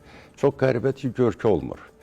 Yəni bu ənənələr necə pozulub? Mənim bir yazıcı dostum var, bir vaxt yazmışdı ki, bizim kətdə deyir bir xalam var. Bütün kəndi bir-birini evləndirib. Yəni ki, bəzi insanlarda bu çox gözəl alınır. Alınır da. Yəni bütün kəndi missiyaları budur. Xala qızını verib xala oğluna, əmi qızını verib onu. Yəni bütün kəndi güya ailə sahibi eləyib. Amma onların sorağı sonra bizim xəstəxanalardan, klinikalardan gəlir. Yəni Bu söhbət çoxdan gedirdi. İndi mən də adi bir vətəndaş kimi inanın ki, çox sevinirəm ki, nəhayət bu qanun qəbul olunur. Mən həmişə demişəm, direktiv üsullar, direktiv rıçaqlar olmasa, yəni Azərbaycanda məsəl var da, deyir, ölünü də gərək öz başına buraxmayasan. Yoxsa fəsadlar, fəlakət baş verə bilər. Bu söhbət çoxdan gedirdi. Hətta mən biraz da bunu irəli gedib deyirəm ki, çox gecikib. Çox gecikib, mütləq. Hətta bizim müqəddəs kitablarımızda var ki, bir əlində Quran olanda, bir əlində də qılınc olmalıdır. Yəni görürsən ki, Quranı eşitmir, dərk etmir, anlamır, onda qılıncı işə salmalıdır. Mən deyirəm, Qılınc da nədir? Səsləndim, ay dövlət, bizi başına buraxın. Bəli. Çox xahiş edirəm. Dünyada yoxdur bu. Dünyada bəzən deyirik ki, ən demokratik ölkələrdən danışırıq. İnanın ki, Amerikada mən olduğum yerlərdən danışıram. Əgər polisin bir əmrini hətta ola bilsin ki, eşitməyə bilər. Bir sürücümü, bir vətəndaşmı, polis əmr edir ki, dayan, nə bilim, əllərini qaldır. Etməsə, həmən dəqiqə silahı işə salır. Ən demokratik, demokratiyanın beşiyi saydığımız belə ölkələrdə belə. Ona görə də mən mütləq hələ əlavə eləyərdim ki, bu qanunun ardı da gəlməlidir. Bu bizim gəlməlidir, daha sərtləşməlidir qanun. Sonra bütün məişətimizin başqa sahələrində, toylarımıza, yaslarımıza aid mütləq bu qanunlar olmalıdır. Çünki doğrudan da o xaos baş verir bizim bu məişətimizdə bu saat. Artıq bunu adətən nədir demək mümkün deyil. Çünki o bildiyimiz, bizim kanon kimi qəbul elədiyimiz o ənənələr çoxdan çıxıb gedib. Ona görə mütləq dövlətin müdaxiləsi olmalıdır hər bir sahədə. Necə ki, dövlət bir hərbi qurumdur. Laf belə götürək də, hərbi qurumdur. Çünki bütün bu, əgər bu məmurlar, bu idarələr, bu müəssisələr mövcuddursa, deməli idarə olunur. Və bu idarəçilik zəif olanda və bu fəsadlar meydana gəlir. Halbuki bunu, yəni insan düşüncəsi Nəsimov filmində nə deyilir? Dünyada iki cür insan var. Cahil insan var, kamil insan var. Yəni hamıya o kamil prizmasından baxmaq mümkün deyil ki. Baxmaq olsaydı, heç bu qanuna ehtiyac qalmazdı. Hamı fikirləşərdi ki, axı bu iki gəncin bədbəxtçiliyidir. Nəinki həmin gənclərin, onlardan sonra gələn nəslin artıq faciəsidir. Yəni doğrudan da bir daha təkrar edirəm ki, bütün bunlar gözümüzün qarşısında baş verir. Yəni bunları görüb, anlamamaq, dərk etməmək ancaq cahillik əlamətidir. Amma görünür, dövlət elə belə hesab edib ki, yəni hamıdan o kamil düşüncəni gözləmək mümkün deyil. Ona görə nəhayət ki, yenə təkrar edirəm ki, biraz da gecikmiş də olsa bu qanun qəbul olunur. Biraz yox, çox gecikmiş. Mən bir şey də deyim, mütləq bizim o qövmə, bizim topluma xas olan cəhət, bizdə səmimilik yoxdur. Biraz bilirsiniz nədir? Yəni, riyakarlığımız çoxdur. İnanın ki, bir sujetə də baxırıq. Müxtəlif insanlar deyir ki, qohum evliyinə nifrət, nə bilim, belə şey mümkün deyil. Amma inanın ki, ola bilsin ki, test toyunu salır qanun qüvvəyə minənə qədər həmən adam, bəli. Çünki səmimilik... Minimumda gedib o toylarda iştirak edirlər. İştirak edir və yaxud mən hətta əminəm ki, özü o toyların birinə hazırlaşır, təcili şadlıq evlərində yer tutur ki, o qanun qüvvəyə minənə qədər o toyu etsin. Mən burada əsas qınayıram yerdə olan məmurlarımızı. Çünki bizim xəbərimiz yoxdur, biz paytaxtda oturmuşuq, hər şeylə atırıq cənab prezidentin üzərində, nə bilim, ali hakimiyyət orqanlarının üzərində. Bəs yerdə siz nə işlə məşğulsunuz? O yetkinlik yaşına çatmamış nikahların o cür yaranmasında sizin nə qədər günahınız var, bunu bilmirsiniz. Bəlkə də daha çox o məmurların günahıdır ki, onlar vaxtında xəbər güya tutmur. Bizim bir görməmişəm, eşitməmişəm sindromu adlı bir xəstəliyimiz var da. Yəni, müəyyən nəyinsə müqabilində mənim xəbərim yoxdur, get işini gör. Biz belə şeylərə çox rast gəlirik. Lazım olan mövzuda görüb eşitməmək, amma lazım olanda təbii ki, belə göydə gedən quşun gözünü də seçir. Amma lazım onu deyir, mənim xəbərim yoxdur, mən görməmişəm. Məşhur, ancaq Azərbaycanda belə bir misal var ki, deyir, dəvəni gördüm mü, deyir, heç qağanı da görməmişəm. Bu Azərbaycana, sırf Azərbaycana aid olan bir məsələdir. Bəli, bəzi Ona görə də misallarda mən həmişə deyirəm, o yerdə olan çinovniklər qədər etinasız, mən belə öz işinə belə soyuqqanlı, öz işinə biganə yanaşan, inanın ki, elə ancaq düşünürlər ki, harada nə var, harada güya qanunsuz nəsə var ki, geçsin, tez onu ifşa eləsin və məsələni yoluna qoysun. Qanunla yox ha, məsələni öz bildiyi kimi yoluna qoysun. Mən onlardan çox indi bax, yenə deyir, bu qədər yerlərdə gedən qanunsuzluqları, yenə Azərbaycan televiziyaları sağ olsun. Çoxunu televiziyalar aşkar edir. İnan, bilirsiniz də, baxırsınız, indi o verişlərdən bizim nə qədər xoşlanırıq, xoşlanmırıq, bu ayrı məsələdir. Amma görürsünüz, nə qədər o yerdə olan, insanların gözü qarşısında olan, o bələdiyyələrin gözü qarşısında olan. Qeyri-statistik bir vəziyyəti görürük. Bəli, biz amma rəqəmləri görürük. Rəqəmləri görürük ki, Azərbaycanda statistika nə dərəcədə faciəli bir şəkildə artır.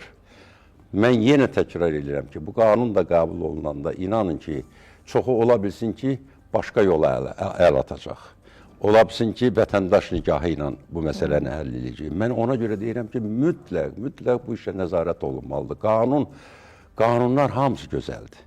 Amma onların icrası nə səviyyədədir, bax, buna diqqət eləməliyik. Tural müəllim, necə tənzimlənəcək? Misal üçün, əlimdə bir, əslində verə bilsək, LEDə də verək o rəqəmləri.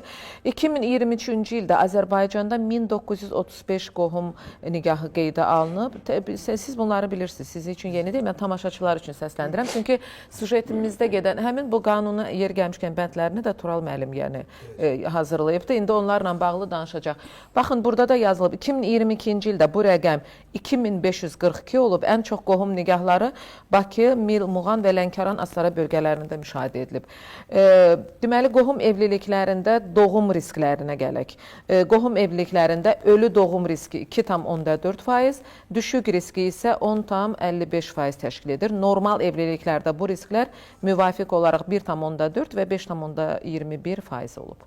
Buyurun, Tural müəllim, sizinlə davam edək. Ümumiyyətlə, həmin o dəyişikliklə bağlı qanunvericilikdə dəyişiklik olan paketdə tək ailə məcəlləsi yoxdur. Çünki onları bir-birinə calayan digər normalar da var. Yəni, inzibati xətalarda, cinayət məcəlləsində və hansı hallar onun qarşısını necə almaq olar deyə sanksiyalar da tərtib olundu.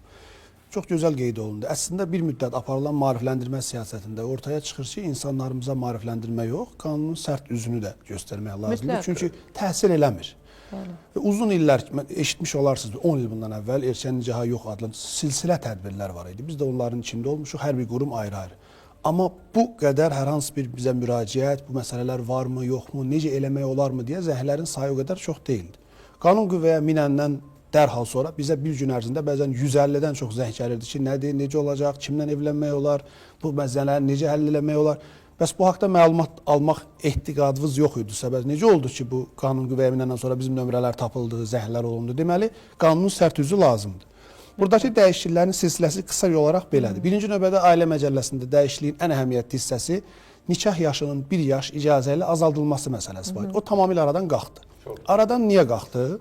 Sui-istifadə halları var idi. Çünki qanunda göstərirdi ki, nikaha daxil olmaq üçün yaşın 1 yaş azaldılması müvafiq icra hakimiyyəti orqanının icazəsi ilə nikaha daxil olmaq istəyən tərəflərin xahişi ilə baş verir.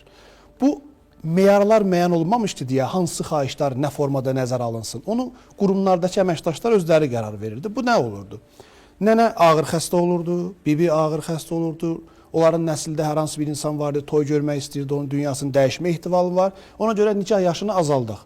Sonra müəyyən olunurdu ki, həmin xəstə nənə toyda maşallah sağlam iştirak edir, hər şeydə qaydasındadır. Amma dünyasını dəyişmək haqq işidir. Hamımız bir-bir yəni, dünyamızı o bəhanələrdən. Biz bu ailələri bədbəxt eləyib mütləq ölməliyik. Onlar düşünürdülər ki, öz yaxınlarının xeyir işini görmək onlar üçün bir arzu olunan. Yəni, Azərbaycan qanunlarında, məcəllələrində, istər ailə, istər inzibati məcəllədə istisna halları olmamalıdır. Çünki Azərbaycan olmamalıdır. Çünki o istisnalara bir də görür ki, o istisnalar ola bilsin 1%, 2% istisna kimi yol verilir. O gəlir 50%-i keçir. Çünki həmən istisnadan bizim yenə təkrar edirəm ki, bizim o məmurlar, öz ancaq mənafeyini güdən insanlar ondan o istisna halından mütləq sui-istifadə edirlər. Ona görə deyirəm, yəni mən biraz yazıcı kimi danışıram.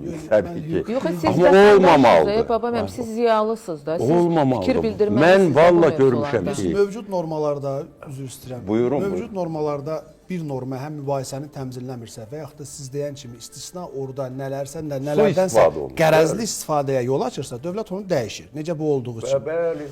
Və sözü gedən yaşın azaldılmasındakı biz araşdırma aparanda icra hakimiyyətlərində gördük ki, bu məsələlərə yanaşmaların demək olar böyük əksəriyyət, hətta 80%-dən yuxarı sadəcə öz maraqları çərçivəsində orada kimsə taleyi rol oynamır. Bu artıq aradan qalxacaq. Bu işin ən birincisi. Qohumlar arası nikahın qadağan olması, nikaha daxil olmağa mane olan hallarla bağlı bənd var Ailə Məcəlləsində 12-ci maddədə. Orada əvvəllər yaxın qohumlara şamil olunurdu. Yəni əvvəlki qüvvədə olan maddə normaya görə öz xalanla belə evlənmək problem yaratmır hüquqi cəhətdən. Amma artıq bu ortaq bioloji nənə-baba termini ortaya atılandan sonra bütün bu məsələlər aradan qalxır. Eyni zamanda xala qızı, əmi qızı, dayı qızı, bibi qızı və oğlu və s. öz aralarında nikaha daxil ola bilməyəcəklər. Və bu da nikaha daxil olmağa mane olan hallar kimi öz əksini tapacaq və bu nikaha daxil olmaq üçün qeydiyyat şəhadətnaməsi verən, bilirsiniz, Ədliyyə Nazirinin qeydiyyat şöbələri. Onlar artıq onların bir ay əvvəldən ərzələrini qəbul edirlər axı, bilirsiniz. Həmin ərzə qəbul olunanda o bir ay ərzində araşdırma aparacaq. Ata və ananın mərkəzləşdirilmiş sistemdə bir-birinə qohumluq əlaqələrinə baxacaq. Söhbət qızın atası ilə qızın anasının, qızın anası. İnşallah ki bu sistem yaxşı işləyər. Bəzi sistemlər kimi donmaz. Bizdə sistem donmada ki bu məsələ var. Tural müəllimə sualım var. Ola bilsin dövlət qeydiyyatından yan ötərək vətəndaş nikahlarına qaçma, meyilli halların qarşısı necə alınacaq? Orada necə olacaq? İstənilən sonraki mərhələdə istənilən hüquqi addımda problem olacaq. Olacaq, əlbəttə. Yəni onların övladları nikahdan kənar doğulmuş övladlar sayılacaq. Onların sənədləşdirməsində problem olacaq. Nəzərə alınır. Əlbəttə. Çünki dövlətin gözündə sizin ailə münasibətiniz tanınmırsa, atıla biləcək heç bir hüquqi addımda... Dövlətdə sizin yanınızda olmayacaq. Bəli. Burada mülk məsələsi də var. Məhkəmə koridorlarında nəyə məhkəməyə verəcəklər? Onların bircə nicah dövründə əldə olunmuş mülkü məsələsi olacaq. Bircə nicah yoxdursa, deməli əldə olunmuş mülk də yoxdur. Bu məsələ də var. Uşaqların sənədləşməsində, çünki ata adı verilməlidir ki, məsələ. Düzdür, rəsmi olaraq ata adı verilsə də, amma bircə nicahdan olan atanın, ananın övladları kimi qeydiyyat alma məsələsi var. Bunlar indi sonradan qarşımıza çıxacaq məsələlərdir deyə, onu yaşayan hiss eləyəcək və o təəssüratı bölünəndən sonra bu artıq necə deyirlər? Tez olmayacaq, bu biraz zaman olacaq, amma yaxşıdır. Amma yaxşıdır. Məsələn, biz İnzibati Xətalar Məcəlləsinin 189-cu maddəsində əlavə olunan 1, 2, 3-lər var. Bunlar nələrdir? Əvvəllər 15 yaşında bir qızın nikah mərasimi, həri, necə deyirlər, sövdələşmə mərasimləri olurdu. Həri, nişanxına, misal üçün. Biz bu haqda gedəndə əlimizdə qüvvə yox idi, onlara mane ola bilmirdik. Artıq yeni qanun olan qəbula göstərir ki, nikaha və evlilik niyyəti ilə sövdələşmənin baş tutması belə olmaz. Yəni qızın 15 yaşı var ya da 14 yaşı var. Biz hələ ki nişan eləyirik. Mükəmməl hazırlanır. Hə, onu biz nişan eləyirik, amma sonra toy eləyəcəyik, o da olmaz. Bəs Turan müəllim, misal üçün restorana gəldi, misal üçün İndi mənə maraqlı olan tərəfin biri də budur ki, misal üçün deyirsiniz Ədliyyə Nazirliyinə təbii ki, bəzən də olur da ZAKS, nigah, yəni müşavirləri də, onlar gəlmirlər restoranlara. Elə asan xidmət mərkəzlərində və s. müraciət olunur, ya əvvəldən bu həll olunur, ya da sonradan, misal üçün. İndi bu restorana gəldilər, görüşlər administratorla, o da soruşmur axı, gəlinin neçə yaşı var, bəyin neçə yaşı var. Müraciət etmişik, 10 gün sonra alacaq şəhadətnaməni bu tarixdə toy etmək istəyir və s. Yəni, burada necə olacaq? O restorana oradakı qazanc maraqlıdır. Yəni, orada nə baş verəcək, onlar maraqlı deyil, normaldır. 189-cu maddənin 2-ci hissəsində bu suallar bizə vardı deyə, onu neynədik? Deməli, nikah şəhadətnaməsi olmadan toy mərasimi təşkil edən mərasim evlərinə cərimə olunacaq birinci mərhələdə 5000-ə qədər.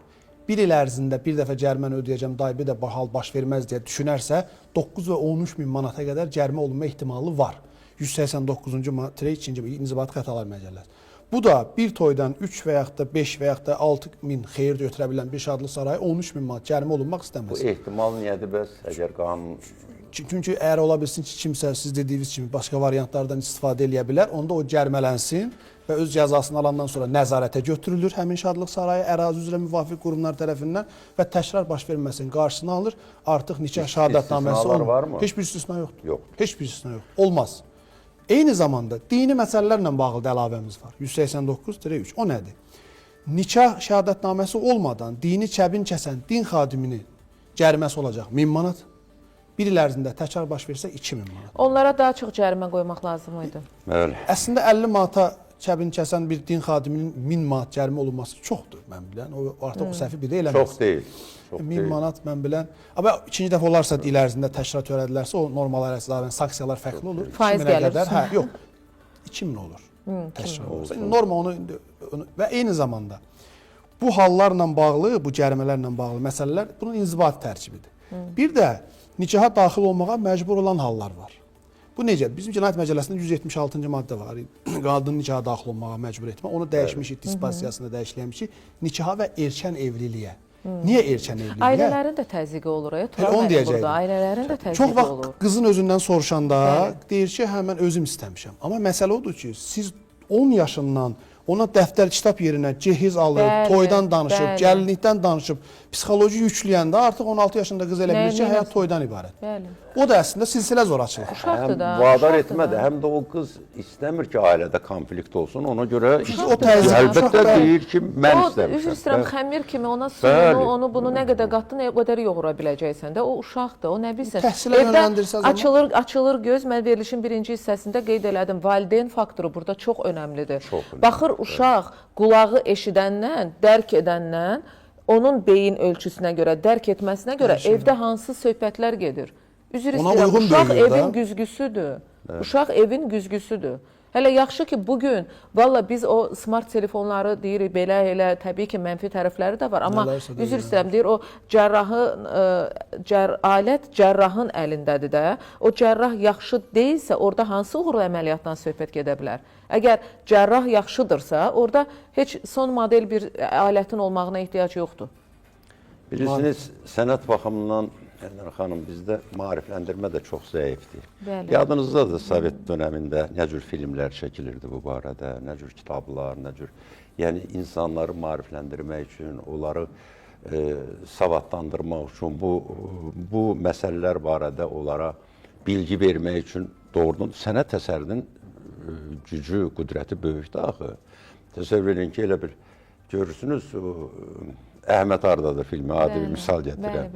Yəni, orada valideynlərin iradəsi heç bir rol oynamır. Sonradan sevgi yaranandan sonra təbii ki, onlar birləşirlər. Həm də nümunə olaraq da yaxşı, orada qonşudular. Yəni, qonşu ilə demək problem deyil. Orada problem deyil. Hətta orada, mən vurğunu hara vururam ki, yəni valideynlərin iradəsi, çünki hər ikisi savadlı insandır. Savad. Bəli, savad, kamillik, düşüncə, bütün bunlar önəmli faktorlardır. Qohum evliliyi məsələsi, mən sözünüzü kəsmədim. Buyurun. Qohum evliliyi ilə bağlı... Heç orada çox belə evlənənlərə də baxıram, qohum evli. Orada yalan söhbətdir. Kimsə malım, mülküm, heç çoxsunun o qədər də malım, mülkü də yoxdur orada. Qırağa getməsin də, qızım qırağa getməsin. Bilirsiniz, qohum evliliyi ilə bağlı məsələlər araşdırılanda, daha doğrusu vətəndaşların fikri soruşulanda bizə belə bir maraqlı bir nüans çıxdı qarşımıza. Və vətəndaşların bir çoxu bizə bildirdi ki, bu bizdə hər zaman olub, ənənələrimіздəndir, tarixlərimizdəndir və s. belə özlərinə haqq qazandırmağa çalışdılar. Amma mən indi biz hüquqşünaslar tarix dərslərini oxuyub imtahan vermişik. Nə tarixdə var, nə adət ənənədə var, nə də dində var. Bu bizdə, bizim Azərbaycanda nə Atropatenyan hökmdarı öz xalası qızını alıb, nə Cavad xan, nə Hüseyin xan, eşitmişsiniz ya Kələbi xan və yaxud da Uzun Həsən.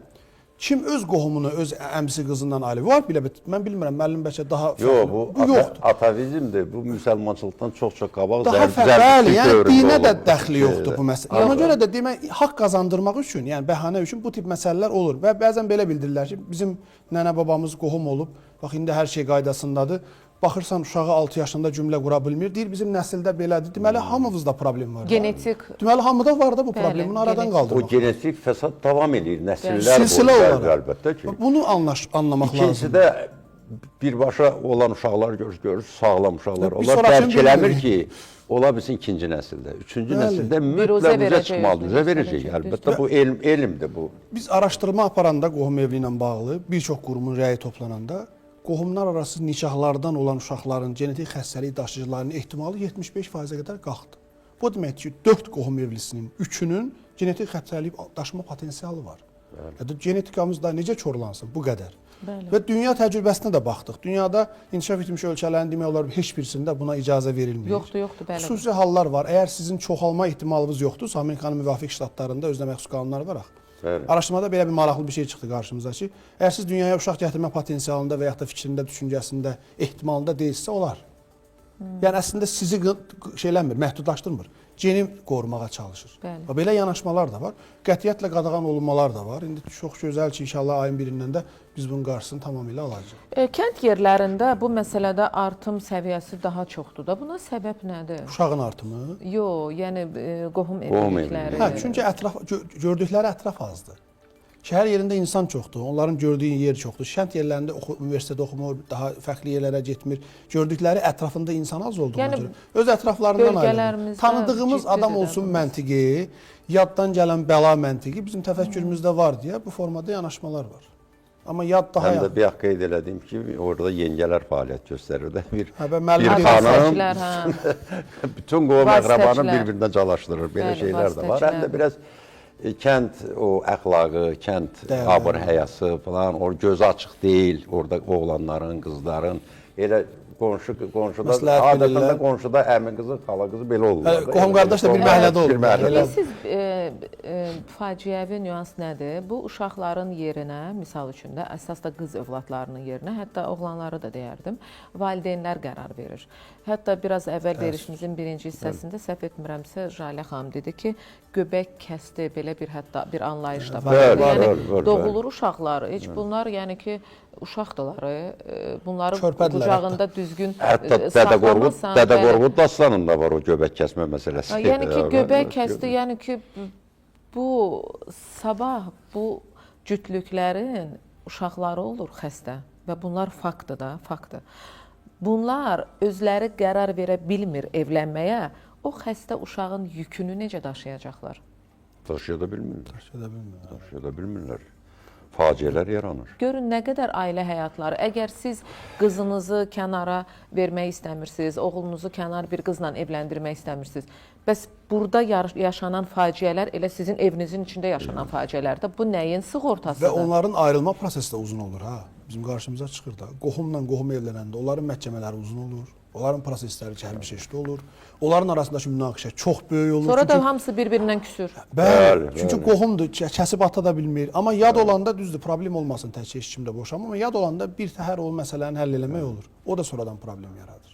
Özdə qohumlar arasında daha ciddiyyətli olur bu proses. Ciddiyyət olur, ciddi olur. Bir-birlərinin evlərini, zəif yerlərini bildiklərinə görə daha fərqli yerlərdən hücum edir. Bəs indi misal üçün biraz əvvəl o digər qonaqlarımda millət vəkilləri də qeyd etdi ki, bu indi iyulun 1-nə qədər artıq bir evlənmə belə prosesi başlanıb da sürətli şəkildə.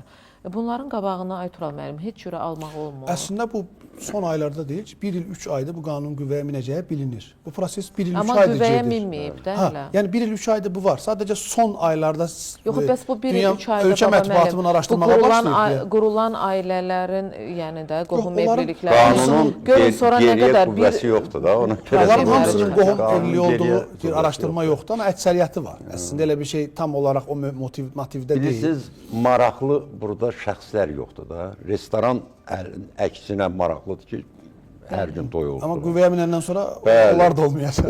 Gəlini bəzəyənin, misal üçün, gözəllik salonunda makyaj edən saçını gözəldəndir. Ona nə fərqi var kimi makyaj edir, bunun neçə yaşı var, kimə ərə gedir, kimdən evlir? Heç bir fərqi. Ona görə deyirəm, o biganəlik var. Bir də bu tip məsələlərin bizə əvvəldən qarşısını alma ehtimalı bu formadaydı. Müəllim çox gözəl qeyd elədi ki, yerlərdə olan yanaşma. Məsəl üçün, bəzən erkən nikah halı bizə məlum olurdu.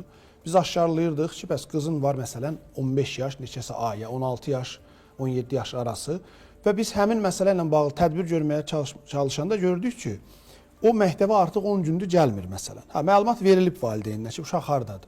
Amma onun təfərrüatlı səbəbi üçün gərək kəndin o ərazi nümayəndəliyindən, hətta qohum qardaşdan. Təhsil şöbəsi var. Hər tərəfli olmalıdır, fərqləşdir. Bəzən qohum zorakılıq olur evdə. Biz məişət sorğusunda başımıza gəlir.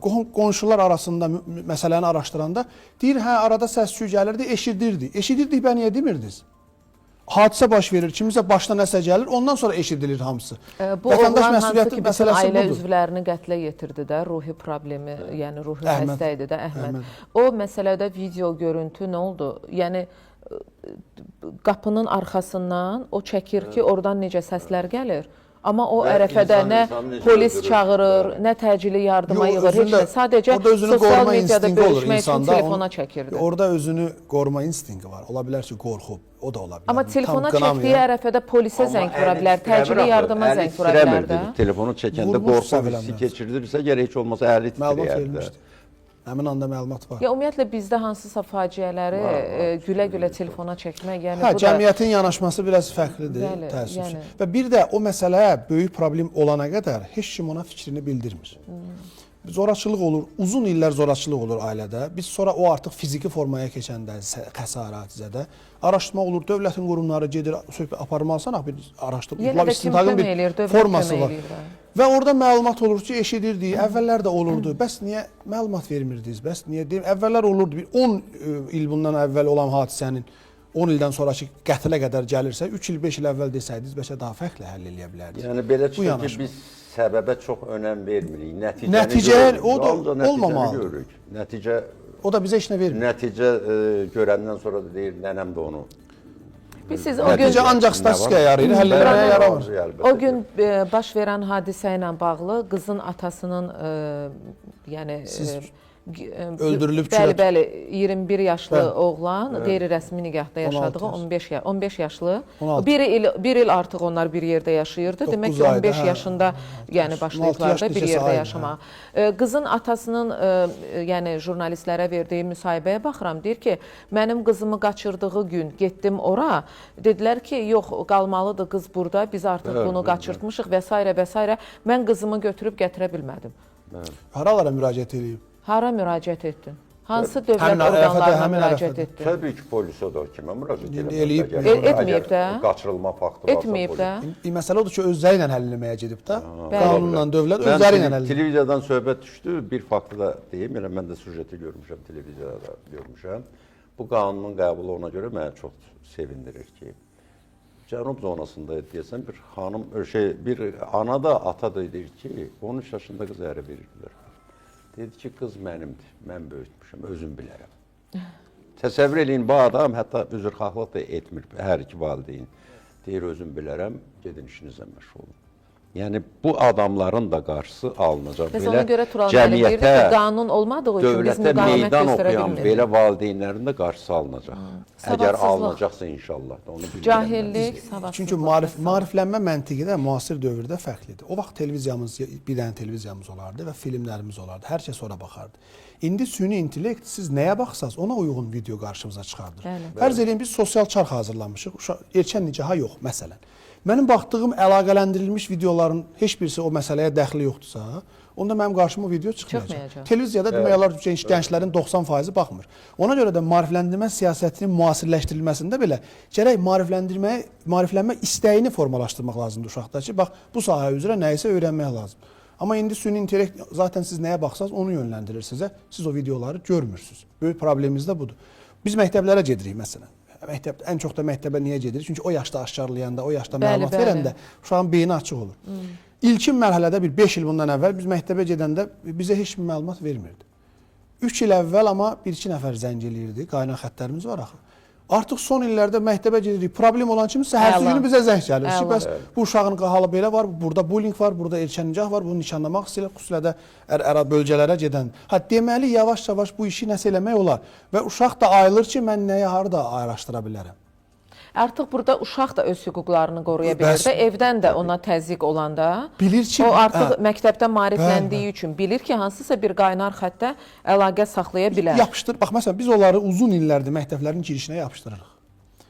Elə məktəb var, özüm yoxdur. Özümüz, məsələn, şəxsən məktəbə gedirəm, deyirəm ki, sizin məlumatınız var, belə. Deyir, yox, 5 ildə orada da. Deməli, ora baxmır. Amma biz gedəndən səhərsi çoxlu zənglər gəlir. Deməli, danışmaq da lazımdır gedib. Məsələ odur. Ona görə də siyasəti bu cür formalaşdırır, effektivlik var. Onlar uşaqları yönləndirmək lazımdır. Heç baxmırlar qapıya. Yönləndirmək lazımdır. O müəllim kollektivinin, məktəb rəhbərliyinin. Məlumat lövhəsi var idi biz uşaq olanda məktəblərdə, indi bilmirəm, indi var mı yoxsa. Valla mən vəziyyətə baxdıqca, misal üçün də bu reabilitasiya mərkəzlərində qohum evliliklərindən əziyyət çəkən elə valideynlər, övladlar, yəni ailələrdə baş verən hansısa faciələr, hadisələr, zorakılıqlar. Yəni bunlara baxanda düşünürəm ki, düz deyə təhsil əlbəttə ki, çox vacibdir. Elə hər şey savaddan qaynaqlanır. Amma bizdə hansı ki fən bizim üçün vacibdir, hansısa fən. Bax, bizə bu cür dərs də keçmək lazımdır. Yəni, bu, görürsünüz, deyirsiniz ki, məktəbdə asırıq hansısa lövhəni, heç gedib uşaqdan soruşanda 3 ildir, 5 ildir məktəbdə təhsil alır, heç bilmir ki, o lövhədə nə yazılıb. Amma bunun üçün bir fən olsa, nə bilim, həyat nəzəriyyəsi mi deyim, həyat Sovet bilgisi. dönəmində belə fənlər vardı. Bəli, bəli. Və orada biraz az da olsa, varsa da o praktikada o effektiv deyil. Yəni olsa bir müəllim, bir ştat, bir maaş da ona ayrılsa və o bilsə ki, həftənin 3 günü, 5 günü gedib bundan dərs deyir.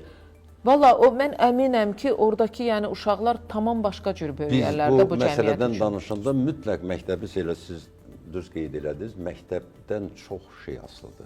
Məktəb önəmli faktordur. Yəni ailənin vermədiyini heç olmasa uşaq məktəbdən alacaq da, müəllimdən alacaq. Biz axı müəllimlərimizdən də az şey öyrənməmişik bu həyatda yaşamaq üçün. Hər şeyi müəllimlərdən öyrənmişik.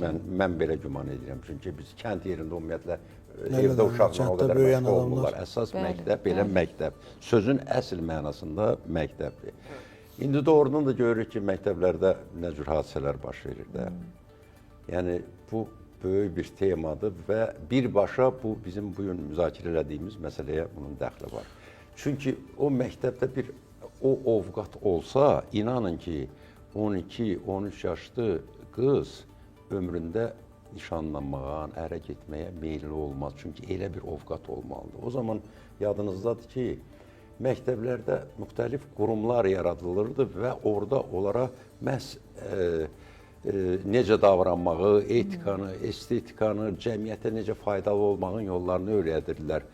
İndi nə qədər biz tənqid eləyək, pioner təşkilatı vardı, komsomol təşkilatı vardı. Onlar, əlbəttə ki, onlar insanı sosiallaşıb böyüyürdü uşaqlar. Sosiallaşmaq üçün böyük, önəmli missiya daşıyırdı o təşkilatlar. İndi bəzən mən hərdən o... Yəni o illər üçün, o dövr üçün müsbət tərəfləri var idi da.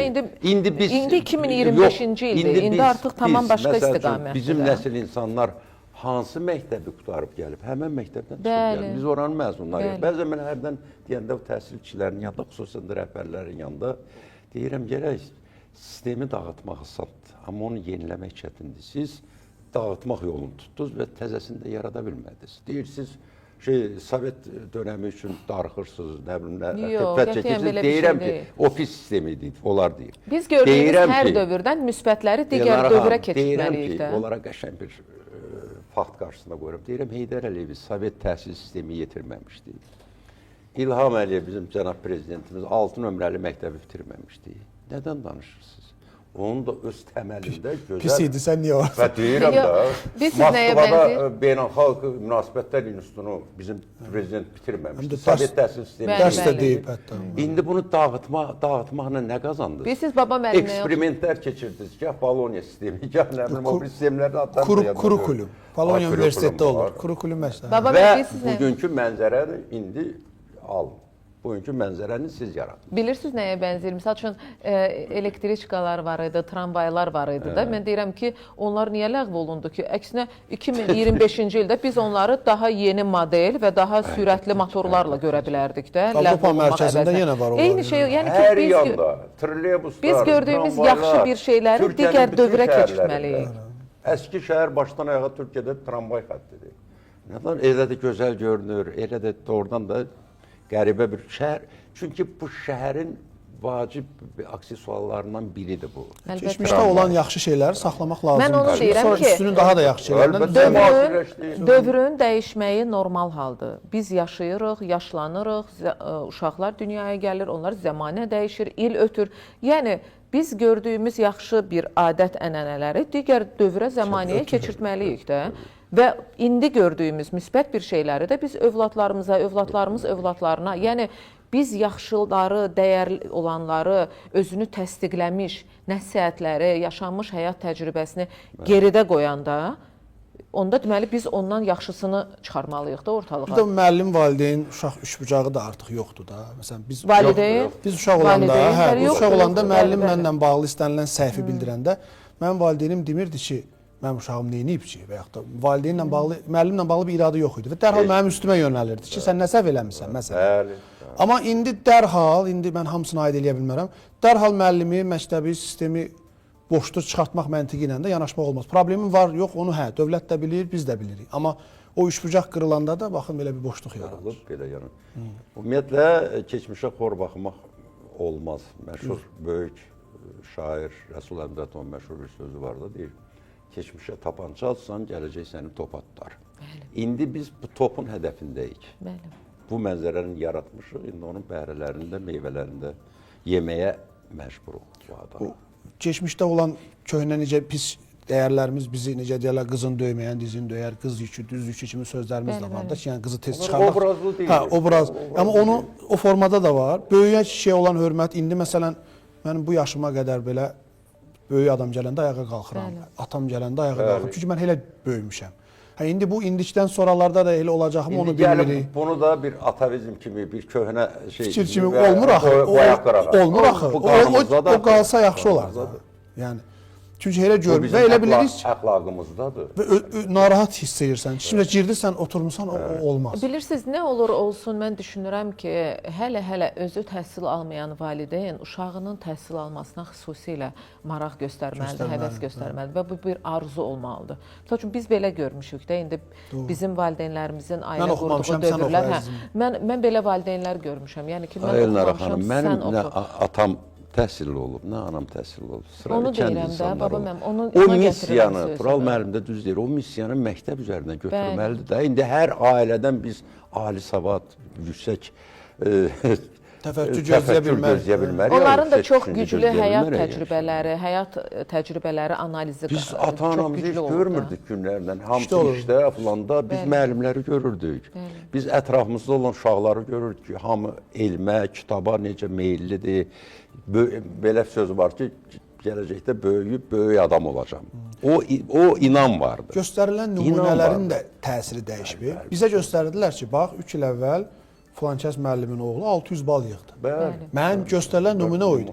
İndi nümunə göstərirlər ki, bax filankəs videoda 300.000 izləyicisi var. Sizin nümunələr, məsələ odur ki, nümunə də yanlışdır. Filankəs nə bilim 50.000 verib filankəsi toya gətirir. Heç institut oxumuyor. Görün nə üzərində yarış gedir. Amma filan qədər izləyicisi var, qazanır. Mənə də nümunə göstərdilər ki, bax 650 bal yığdı. İndi məsələ odur da.